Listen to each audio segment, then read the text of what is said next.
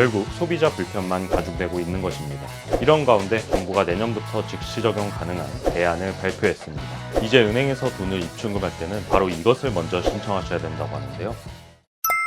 시니어 정보의 모든 것, 걱정 마음 바 둘째 아들입니다. 이번에는 내년부터 변경되는 은행 업무에 관한 소식을 들고 왔습니다. 이제 은행에서 돈을 입출금할 때는 바로 이것을 먼저 신청하셔야 된다고 하는데요. 가뜩이나 복잡해서 심란한 요즘 어떤 것들을 추가로 신청해야 하는지 저희 걱정 마음바에서 빠르게 알려드리도록 하겠습니다. 시작 전에 구독, 좋아요만 꼭 부탁드릴게요. 피가 되고 살이 되는 걱정 마음바 지금 시작합니다.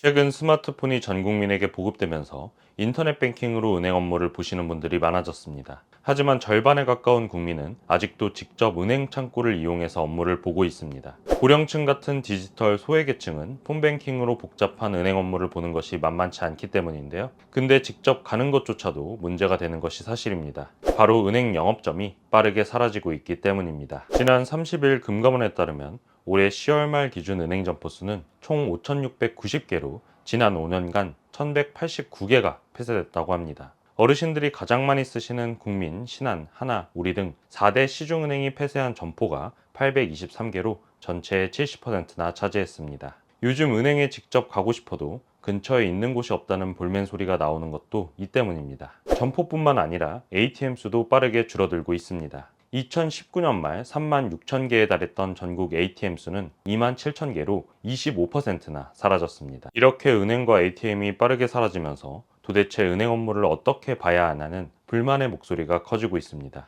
정부에서 폐쇄를 중단하라고 각 은행에 권고했지만 은행들은 비용 등의 이유로 사실상 거부를 선언하고 있습니다. 결국 소비자 불편만 가중되고 있는 것입니다. 이런 가운데 정부가 내년부터 즉시 적용 가능한 대안을 발표했습니다. 정부가 내놓은 대안은 바로 오프라인 오픈 뱅킹입니다. 오픈 뱅킹은 은행 한 곳에서 다른 은행의 은행 업무를 볼 수 있는 업무 형태인데요. 많은 분들께 금융 접근성을 높일 대안으로 급부상하고 있습니다. 예를 들면 신한은행에 가셔서 농협은행 통장에 돈을 입출금하거나 송금할 수 있게 되는 것입니다. 이렇게 되면 가장 가까운 은행 한 곳만 가도 모든 은행의 업무를 볼 수 있기 때문에 은행 업무 보기가 한결 수월해질 것으로 보입니다. 이런 오픈뱅킹 서비스는 금융위와 금융결제원을 주축으로 각 은행에서 12월 말에 실행키로 했었습니다. 그러나 내년으로 조금 시기가 밀리게 되었는데요. 아직 구체적인 시기는 정해지지 않았으나 각 은행들이 오픈뱅킹 전산과 서비스를 준비하고 있으므로 최소한 내년부터는 실행이 시작될 것으로 보입니다. 오픈뱅킹 서비스 신청 방법은 아주 간단한데요.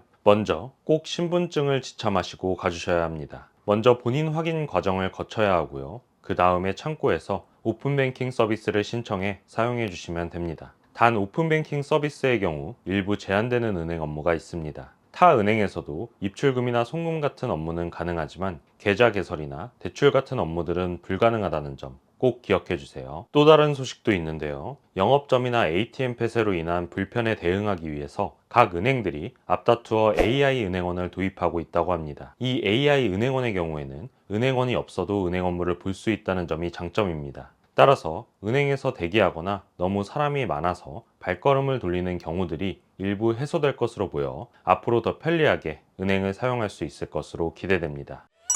오늘은 내년부터 바뀌는 은행 업무에 관한 소식을 전해드렸습니다. 은행들의 점포, ATM 축소로 특히 고령층 분들이 이용해 불편함을 겪고 계신 가운데 담비 같은 소식이 아닐 수 없는데요. 구독자님들은 어떠신가요? 충분히 만족하셨나요? 그래도 점포 ATM이 있는 게 낫다, 아니면 오픈뱅킹 서비스가 도입된다니 이젠 괜찮다 등의 의견을 댓글로 남겨주시면 여론 형성에 큰 도움이 될 것 같습니다. 오늘 내용 도움되셨다면 저희 채널에 큰 힘이 되는 구독, 좋아요, 알림 설정 꼭 부탁드립니다. 감사합니다.